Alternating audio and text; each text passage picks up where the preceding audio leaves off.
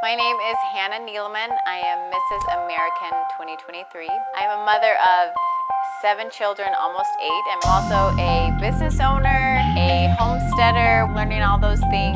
I was once a professional ballerina. Feels like another life ago.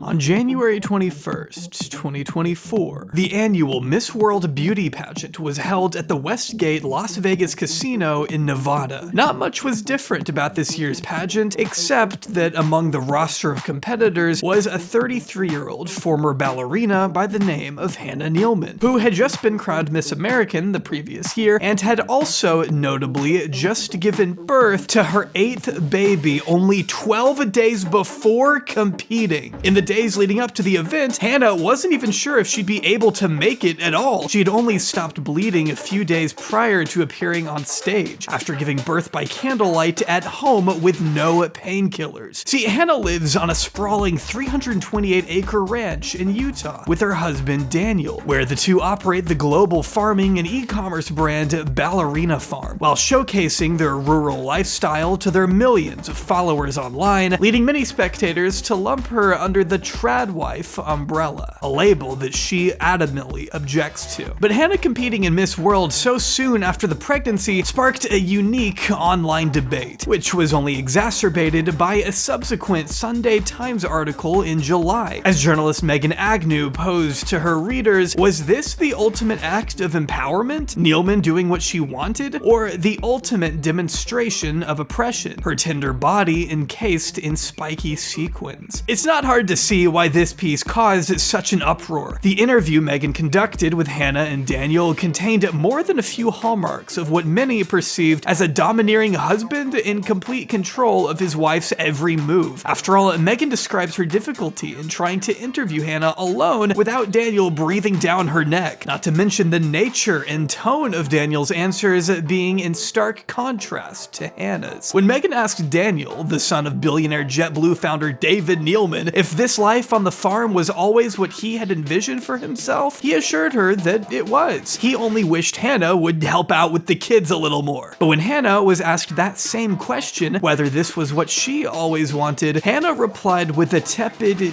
no. My goal was New York City. I left home at 17 and I was so excited to get there. I just loved that energy. And I was going to be a ballerina, she added. I was a good ballerina. This is the line that immediately stuck out to a swath of readers who had become concerned for Hannah's well-being. Whether or not she was actually living a life she truly enjoyed became central to online discourse, with regular battle lines being drawn between a woman's right to choose her own lifestyle and the impact that being raised in the Mormon temple, as Hannah had been, can have on making that choice. Coupled by the disturbing revelation that Hannah apparently gets so ill from exhaustion sometimes that she can't get out of bed for a week, as Daniel told Megan. Another worrying anecdote came when Hannah informed Megan, when Daniel wasn't in earshot, that she had an epidural during the birth of her older daughter, Martha. Daniel wasn't present for that birth, apparently, having to tend to the shipments for their business that day, so Hannah opted to abandon the tradition of having no pain relief, which she told Megan was, quote, an amazing experience. A Juilliard graduate having to sacrifice her dreams of becoming a ballerina for a life on the farm with 8 children, Daniel constantly answering questions for his wife, and Hannah seemingly trying to hide from her husband that she had an epidural, all led to a challenging question posed by spectators all over the internet. Could there be a more sinister reality lurking beneath the surface of this seemingly wonderful, polished, viral family? One of quiet suggestion that romanticizes traditional ideals while glossing over crucial points of information that could otherwise illuminate what their day-to-day life actually looks like? Maybe there's a more subtle strategy at play on the Ballerina Farm.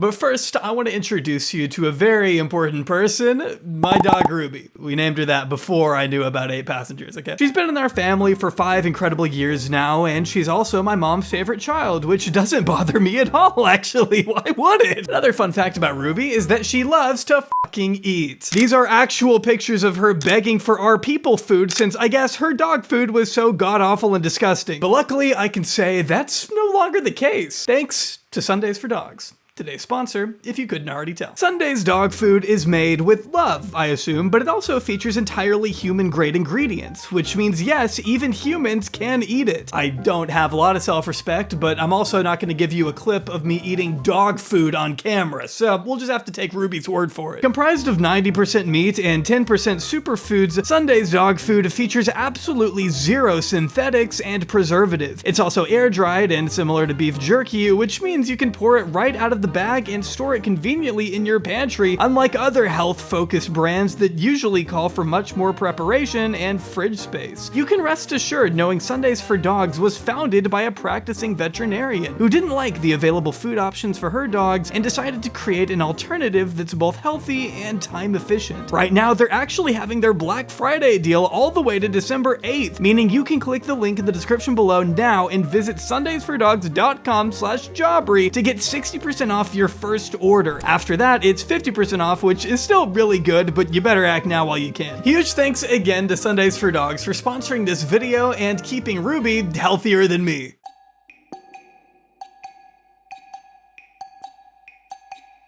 My first exposure to Ballerina Farm came when this video made the rounds on Twitter. Here we see Hannah opening a birthday present from Daniel, who, might I emphasize again, comes from an incredibly wealthy and powerful family. He can kind of buy her whatever she wants. Okay, that's my birthday present from Daniel. These are tickets to Greece.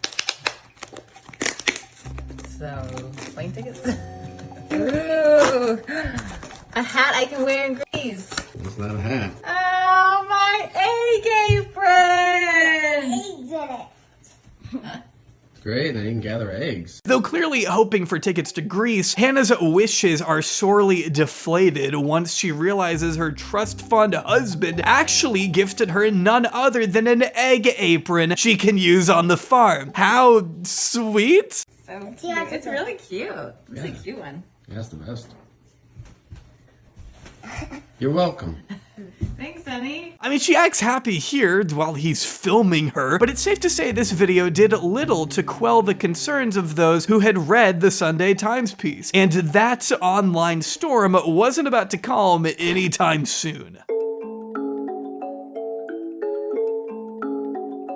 Ballerina Farm was created on June 18th, 2017, but it was far from the beginning of Hannah Neeleman's time in the public eye. Hannah had been competing in beauty pageants since she was a teenager, winning Miss Springville at age 17, before being crowned a second runner-up to the Miss New York City Scholarship Pageant of 2011, on a platform of evangelizing her Mormon faith, showing she could compete in a one-piece uniform, and highlighting how she never had to pay more than $300 for a dress. Hannah would go on to use the prize money from this and other subsequent pageant scholarships to pay her tuition fees at Juilliard, one of the most prestigious performing arts schools in the country, with an acceptance rate of 10%. 10%! You have to understand that when you go to Juilliard, you are dead set on your career. The students there are in fact so competitive and serious about their dreams that Hannah soon became the very first undergrad to be expecting not long after meeting Daniel. As reported in the Sunday Times, Hannah and Daniel first crossed paths at a college basketball game, and wouldn't you know it, it was love at first sight for Daniel. In fact, he admits in the article that Hannah had at first refused to date him for 6 months, for half a year. This guy tried and failed to go on a single date with the woman he is now married to, and the only reason they did end up together is thanks to Daniel's father. Yeah, she didn't realize his dad owned JetBlue Airlines when she apparently made an offhanded comment to Daniel about a cross-country flight she was about to take from Salt Lake City to New York, prompting Daniel to secretly pull some strings with the management, seating him right next to his crush for a whole 5-hour flight. The way it's presented by the couple is this, oh, so wholesome and sweet moment, but I mean, is that not a completely unhinged move? Once they began dating, Hannah told Megan that she assumed they'd wait a year to get married, but Daniel insisted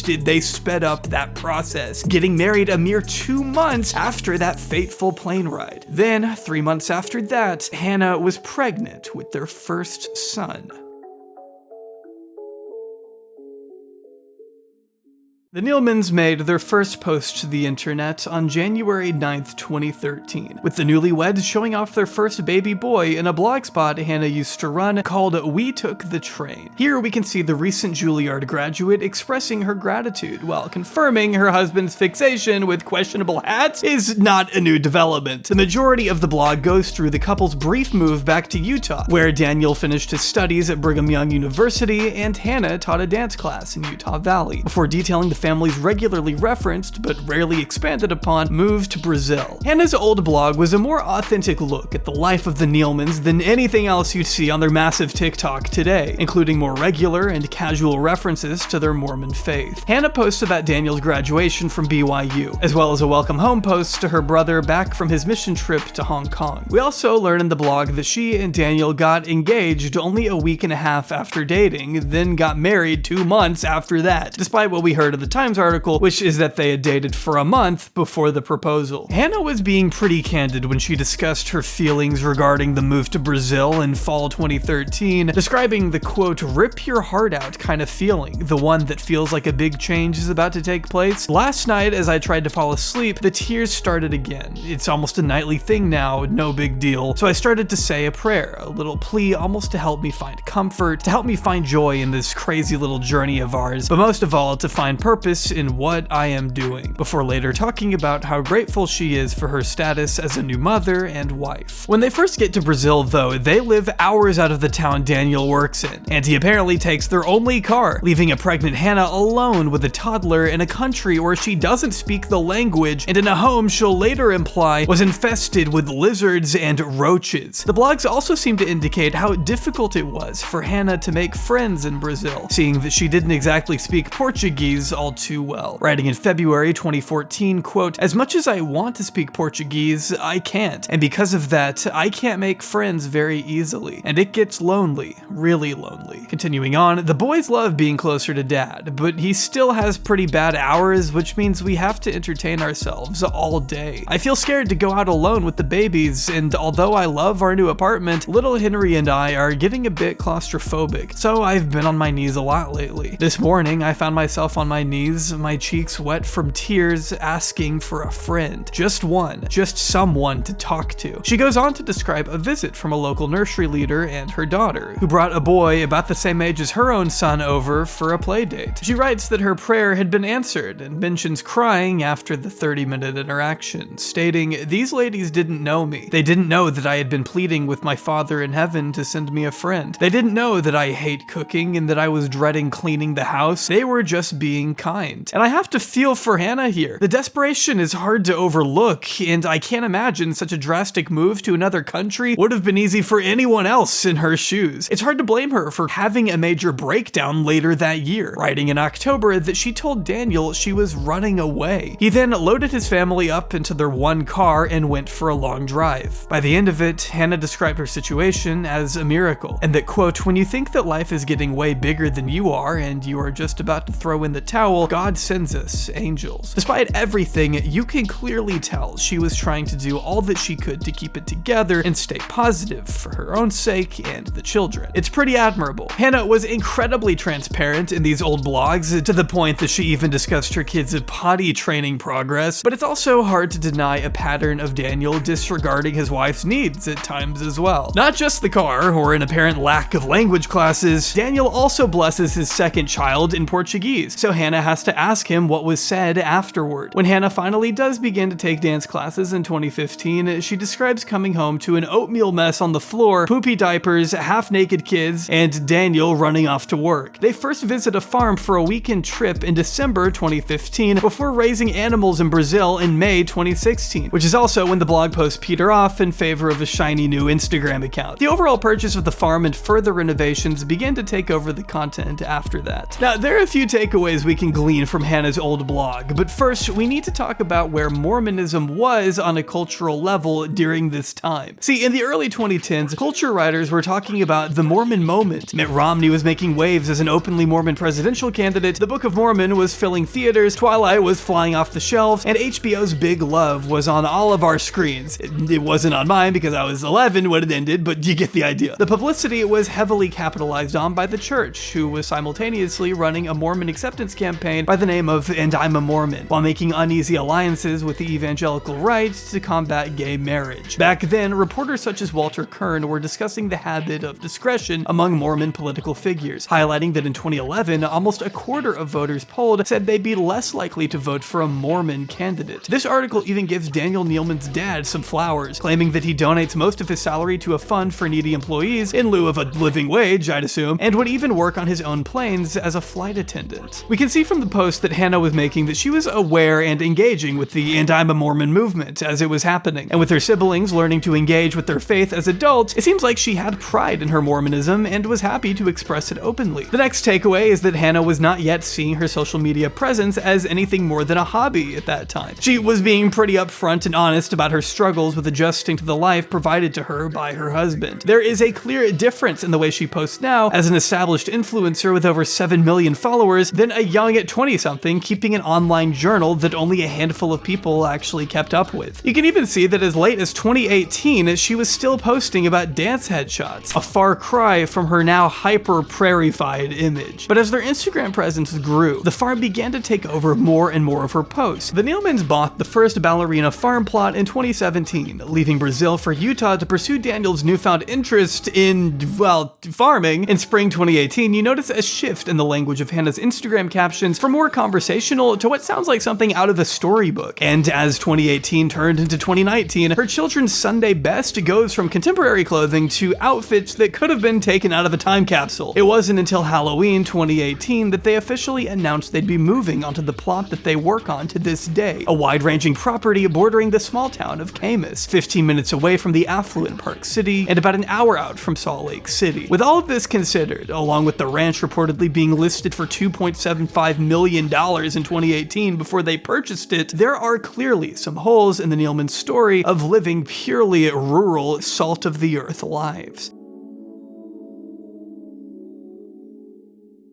Let's talk a little bit about Daniel's family. The wealth that circulates in the Neeleman clan is vast, with the family business being massive airline companies, as Daniel's father, David Neeleman, founded Breeze Airways, Morris Air, WestJet, JetBlue, and Azul Brazilian Airlines. David also owns a part stake in Health Equity Inc., founded by his own brother, Stephen Neeleman, which all totals out to be an estimated net worth of $400 million, at least. The couple's time in Brazil was so Daniel could serve as a director of a home and small business security company started in part by David and his younger brother / Daniel's uncle, Mark. The boundless wealth of the Neelemans appears to be a factor that Hannah and Daniel in particular tend to hide, even when they try to address it directly. In May, they posted a Q&A to their YouTube channel in which they claim to address the extent their parents help out with the farm, but instead Daniel goes on a rant about his family being entrepreneurial people. You know, we tell this to people that ask all the time, but, you know, I grew up in a very entrepreneurial family. My dad, all his siblings, they all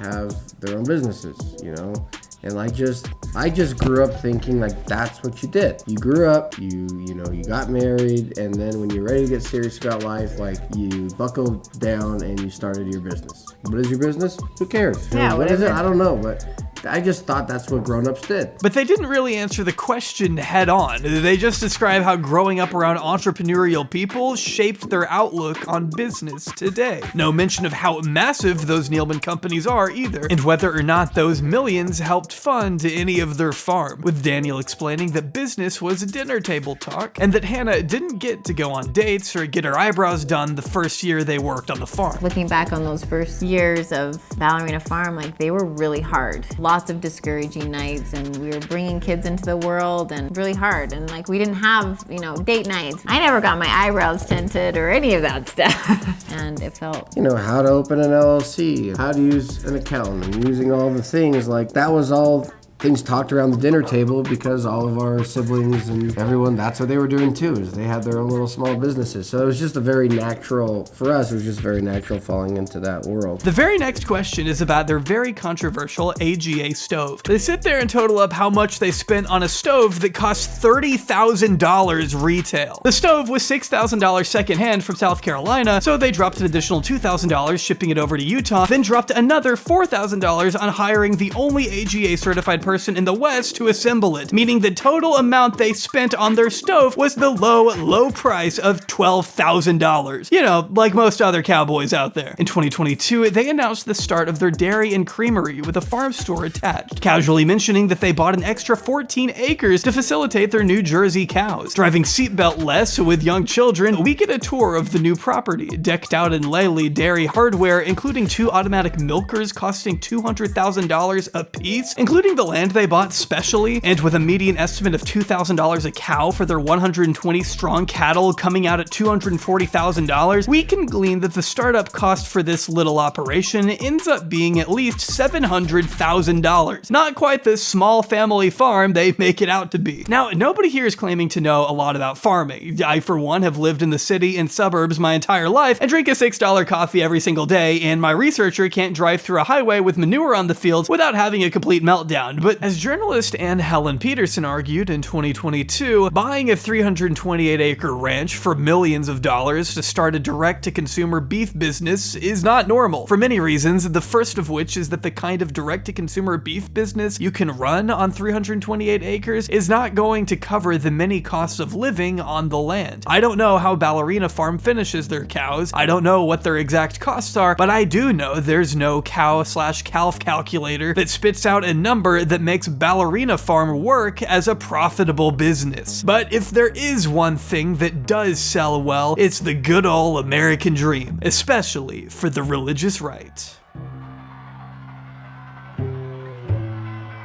Despite not claiming the label for herself, Hannah Neeleman performs all the rites and rituals of a conventional tradwife. Sourdough baking, farm-to-table meal making, and joyful child rearing are the pillars of the Ballerina Farm brand, with their unique selling point being that they do this on a homestead, complete with the "if we can work it out, so can you" messaging that makes up an aspirational marketing strategy. Hannah and Daniel are open about the fact that she runs the marketing and, to an extent, the development of the farm products, even if this is in the range of whatever animal Daniel wants to raise. The products don't really matter because she is selling the dream. And I really do mean the dream, because it's hard to argue that Hannah herself is a homemaker solely. She is regularly pumping out TikTok and Instagram story content and marketing materials, and she's good at it. Just look at the transition of her children into prairie costumes as she takes perfectly posed candid shots of them on the farm, and the often pointed out exorbitantly priced renovations on their farmhouse to ensure it looks as much like a homestead as possible, like it's a film set. They started the YouTube channel specifically when they were about to start their dairy farm, for example, which makes total sense from a marketing perspective. The most notable change on their Instagram occurred once they bought the new, bigger farm, indicating an intention of creating a brand. At the end of the day, we're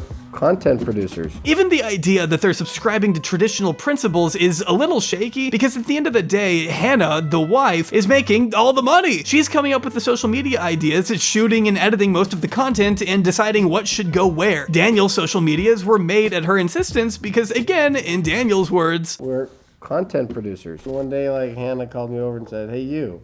I said, "What?" And she goes, "It's about time you start your own Instagram." When he made his platform in February 2022, right when she was launching the sourdough, the first 3 posts on his Instagram account were "doting father, buy our sourdough, and I'm a pig farmer." Oh, and just a side note, but despite posting on here regularly, Daniel, or whoever runs his TikTok, kind of forgot to update the number of kids he has in his bio after almost a full year since the birth of their 8th. But by having Daniel promote a new product, they can pad out the authentic farm image while linking those users back to the product website. As McKay of Jordan and McKay points out in their Ballerina Farm deep dive, all of the products and utensils in Hannah's recipe videos are available to buy in the Ballerina Farm shop. With the content framed as a slice of life rather than product promotion, it blurs the line just enough to get past FTC guidelines of what can be labeled as an advertisement. You just see this video of her making a meal in the kitchen, and you can look at every single item that she's using and then go to her store and find it. But all of that she sells in her own store, and she has them in her own home. So does she really have to comply with FTC requirements saying that it's an advertisement? No. No. So she's not doing anything wrong. No. But it's 100% intentional, and it's 100% genius. I alluded to this earlier, but never delved into what modern Ballerina farm has to do with Mormon ideals. And for that, we might need to turn back to the Times article debacle. When the article came out, Hannah wasn't very happy with the image of her life it depicted. She posted this response to Instagram on July 31st, accusing journalist Megan Agnew of attacking her family and marriage and coming in with a predetermined angle. She defends equality in their marriage and business while claiming they built everything from scratch and disputes the notion that her husband is her oppressor. She also updated the Ballerina farm website to include a cohesive biography of their journey to farming, in her words, focusing on her assertion that she came from a working class background, that she'd been business surrounded her whole life, and that she was active in choosing the life she had. This edition took over the previous foregrounding of the animals and the quality of the product, relegated to be half the size underneath this biography. This testament ignores the material conditions that her and Daniel enjoy, focusing on the doing it yourself with hard work ideology that they try to push, and strangely adds what I hope is a joke about Daniel stealing pigs off the farms in Brazil. In the midst of the backlash, Megan Agnew released a follow-up article discussing some of the contradictions we've already gone through and engaging in the meta discussion about how conversations about in-home versus career women may often feel that advocating for one way of living can inhibit the choice to do another. She does humanize Hannah here a little more and tries to reframe her narrative to give Hannah more agency in her choices than the first article may have suggested, but the opinions that Agnew pokes at in the first article are not unique or unpopular to her. When journalists Anne Helen Peterson and Meg Conley discussed the Neelemans in a 2022 article of their own, Conley pointed to the gender dynamics in regard to Mormon women. She talks about women being denied priesthood and not having any power in the church, so learning how to influence is a skill they develop early on in order to gain some agency. In the wake of the backlash to the Times article, Hannah expands on the role that her social media plays in the farming side of her business, relegating the selling points of the produce to a secondary point with the life story of Ballerina Farm, the brand taking precedence. Later on, Peterson and Conley compare the life of a Mormon woman to an AGA oven, not unlike the one the Neelemans use. Mormon culture often tells us they should grow up to be something kind of like an AGA, always on, divided into compartments, one that is ready to receive whatever that needs warming, one that is always prepared to produce something sustaining, a surface that is not too hot to the touch, but enough warmth to extend to all the people in the space around you, all the while burning through more fuel than you can shake a damn stick at. A point that Hannah likes to make of herself when she discusses the homemaking, business building, and pageant training is that she juggles. Later on, they highlight how by incorporating Hannah's ballerina training in all aspects of the brand, they can frame her homestead lifestyle as a conscious choice against the modern metropolitan life. She could have been of the world, but she chose instead to be in it. Writer Sarah Paulson completed an analysis of one of Daniel's Instagram posts, an album of Hannah homeschooling the kids by the natural light emanating through the window. She discusses how he frames her interests as basically being a tradwife, that by him stumbling onto the scene of his wife paints him as actively being able to engage with his family in a way not accessible to her, and ultimately turns her into the object of the tradwife fantasy they're promoting rather than a subject promoting it herself. We know, of course, that Hannah has an active role in what gets posted on their social media, so she has a hand in these representations. Through these representations, she can paint herself as a superwoman who manages it all, apart from all the help she has. She does the homemaking and child rearing alone, apart from the cleaner and the school teacher they hire once a week. She looks after the brand and the marketing alone, apart from the people they've hired to help with that too. Any wrongdoings of her husband or misrepresentation by outsiders only consolidates the passive but persistent tradwife, because Hannah is just trying to work things out with the financial cushion to tolerate any dips in views or controversies. It's also suffering porn. Hannah has wealth and resources at her disposal that most people do not have, and most people will never attain. And I mean, realistically, they didn't even attain it. She talks about how she doesn't have help, which for most people, not having help isn't a choice they get to make, but she's consciously making it, allegedly. People aspire to be like her, which is great. She has some admirable qualities, but it also isn't the same. The average lower middle class American who has a gaggle of kids generally gets shamed with comments. Close your legs, get on birth control, why do you have so many kids? Oh, you have your hands full. But for Hannah and other tradwives like her, it's often celebrated. Not to mention moms who aren't white or have multiple children. We've discussed at length that the Neelemans' financial status allows them to maintain and expand their farming operation in a way that is not accessible to those who solely rely on agriculture to make a living, and that they're making the bulk of their actual income on the branding as traditional religious homesteaders, but we haven't yet covered how thin this facade actually is. The permanent posts on their channels appear polished at face value, but if you look a little harder, the cracks do begin to show. Poor farm hygiene, child endangerment, and self-centrism are at the heart of the regular criticisms of Ballerina Farm as a family. And a quick look at the reviews of their produce over the last 6 months reveal that their product is patchy at best, while their customer service appears to be non-existent. You don't even have to look hard to find a trove of examples of the cows seemingly living in an excessive amount of dirt and shit, with a poor drainage system, the implications of their animals being grain-fed, which I would argue that on such large acreage should be unnecessary. A cursory glance at the Google reviews over the last 7 months reveals that the sourdough often fails to start. The amount of meat you get for their premium price point is small and inconsistent in terms of fat content, with one review claiming they had been moved from a yearly subscription to the monthly one without their knowledge and continued to receive flowers and be charged for a couple of deliveries after the end of the yearly subscription. And this is not the only criticism being leveled against them. As Jordan and McKay point out, they have a note on the bottom of some of their products that not all of their meat comes from Ballerina Farm itself, but from partner family farms. I'm going to put up the picture. I'm not getting sued here. This is straight off their website. Meat is raised at Ballerina Farm and other select partner family farms.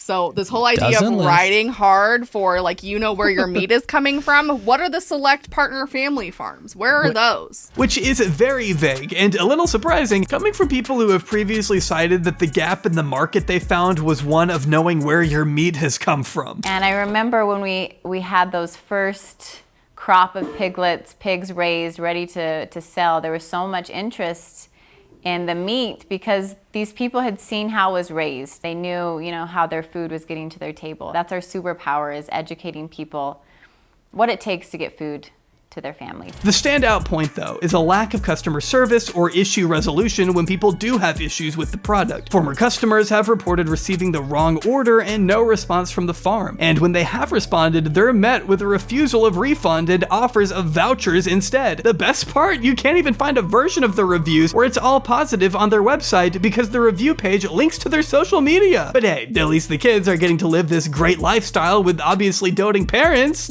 right? Well, maybe not. I will give Hannah and Daniel some credit here because the kids do seem happy, and they do seem to be giving the kids some agency as they get older to get out of the shots and not engage with the brand once they're aware of it. But even then, there are some cracks in the Neelemans' parenting decisions. I mentioned Hannah's proclivity for oversharing about her younger children's potty training, but unless they're oversharing about the kids' milestones, there is some adultification in how they treat their children, while people speculate that all their farmhands have quit. The kids have been kept up until the early hours of the day since the farm was purchased because Hannah and Daniel would finish their jobs early, then take the kids to the farm to do chores at night. And there is a plethora of pictures of the kids apparently falling asleep in random fields on the ranch, with one of the most concerning posts being this of one of the children passed out in the back of a truck next to a chicken corpse. I mean, the caption indicates the kid just willingly laid down next to it, but I don't think I'd let my daughter do that personally. Also worth noting that an older post shows the same kid had been attacked by one of their roosters when she was only 1 year old. I mean, the caption here is insane. We are grateful there is no permanent damage to eyes and ears, but emotionally, she is still rattled. She cries when we open the chicken coop and won't let me put her on the ground when chickens are in sight. That's crazy. That's crazy, man. She goes on to say this is sad and that she hopes the 1-year-old can soon move on from this. She's 1. How'd you let a 1-year-old get so close to a rooster in the first place? And apparently, this same rooster had tried to attack Daniel before. So again, how do you let your 1-year-old get so close to an animal that you know is violent? I mean, we can't know everything that goes on behind the scenes, of course. All we have is what they willingly put out there, but for what we've seen, I don't blame viewers for being concerned. Hannah is supposed to be homeschooling with the teacher of their preferred program coming once a week, but if she's busy cooking every meal from scratch and doing lengthy gym sessions every day with a baby propped dropped in the shot like a lucky charm, or strapped to their back while they do weight training that, if it went wrong, would have them landing baby first, it calls into question how much these kids are actually learning outside of Sunday school, especially when there may also be reason to believe these kids sometimes resort to teaching each other. Remember, the eldest isn't even 13 yet. Apparently, they do this because Daniel doesn't believe in nannies, but the impracticalities of this feed into the idea of struggling for the sake of struggling, like we covered earlier. If all the farm, lifestyle, and social media content is geared towards ensuring that your children have the best life possible, you could make practical improvements by at least hiring the school teacher full-time and letting them grow up literate in words as well as in trudging through cow shit. But after the neglect, there's the factor of child endangerment. A video in itself could be made on the dangers of family channels. In fact, I've made plenty. Feel free to watch any of them after you're done here. The first point we covered was the seatbelt allergy the Neelemans seem to have when driving, and we're not entirely convinced that this is only on the farm, but recently we see Daniel teaching his 7-year-old daughter how to drive a truck with no seatbelt on, feet barely on the pedals, as she drives around a property that, I need to stress again, is on the border of a small town and only a short drive away from the city. But get him young, I guess. Even in her video responding to the controversy, you see Hannah driving one-handed, holding her newborn in the other, while there have also been other posts showing Hannah standing in front of a hot stove, her baby strapped to her chest with its head only a few inches from the boiling water. I'm not a parenting expert, okay? I'm not claiming to know everything about raising a kid, and I acknowledge how hard it must be to keep up with 8 young children on a farm, but this doesn't look like a safe picture to me. Then you've got the topic of hygiene, where Daniel is seen carrying a toddler in a sea of cow shit who drops her pacifier, and all he says is, "Not again." Not again? Get that baby out of the poop! Speaking of the poor baby, there are a few instances where Hannah can be seen feeding her baby protein powder in the name of advertisement, while others have pointed out that decking the kids out in little cowpoke costumes might mean that they're carrying the farm germs into the house. Not something we like to see when they admit that the kids go and make food in the family kitchen without Hannah knowing on a regular basis. If they don't want to hire a nanny, they can't leave their kids in free roam mode all the time, especially with how young they are and the amount of heavy machinery scattered across the farm, and even more if they're teaching them to drive before they finished elementary school. The Neelemans have more agency than most when it comes to running their farm and raising their children, and at every turn they make choices that focus on the facade of the homestead and tradwife ideals over what might actually benefit their young flock of kids more. At times they seem to choose the aesthetic and their brand over child safety, and with all of them drinking raw milk, it is lucky that none of these kids have ended up seriously ill, even if our next all-glorious health minister, RFK Jr., would approve of it. We're turning raw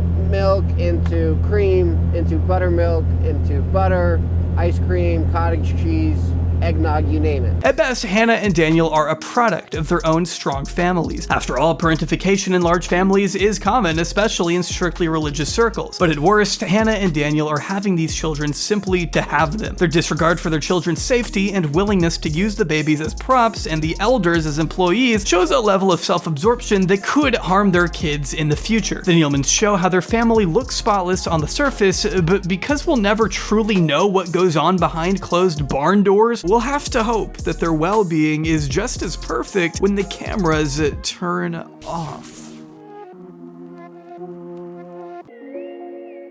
The story of Ballerina Farm is one of many contradictions. The traditional influencer, from scratch local farming backed by generational wealth and a network of unknown locations, a beauty queen who doesn't care for the modern beauty standards, influence her children with no tech and little oversight, Hannah's story is the ideal Mormon testament. A God-fearing woman with talent, drive, and the secular world calling her name. But once that call rings out, she chooses the godly life of homemaking and child rearing, promoting a self-made traditional lifestyle. The reality is more modern than they would care to admit. A husband springboarded by his family, able to sell produce at an inflated price and indulge his daydreams supported by his wife, who transforms these daydreams into the brand that generates income. Everything considered, I keep thinking back to what one YouTuber by the name of Kyla said a few months ago, which is that if we don't want Hannah's husband speaking for her, then that means we shouldn't either. I'm not gonna speak for her because I mean, if we all think that her husband's speaking for her, we definitely shouldn't be. You know what I mean? So I'm not gonna speak for her. It's true that we cannot speak for Hannah. She is the only person who could ever do that. All we can do is go off of what she and her husband have posted. What we know is that Hannah will probably never be as open with us again as she was on her blog a decade ago. We will probably never know how happy she truly is on the farm, if this really was her dream, even if she likes sourdough as much as she claims to. I hope she is living the life she wants. That's all I can hope for anyone at the end of the day. What I don't want, and what I ultimately fear the most for her deep down, is that Ballerina Farm might be Hannah Neeleman's longest performance yet. And if it is, this run doesn't seem to be getting its curtain call anytime soon.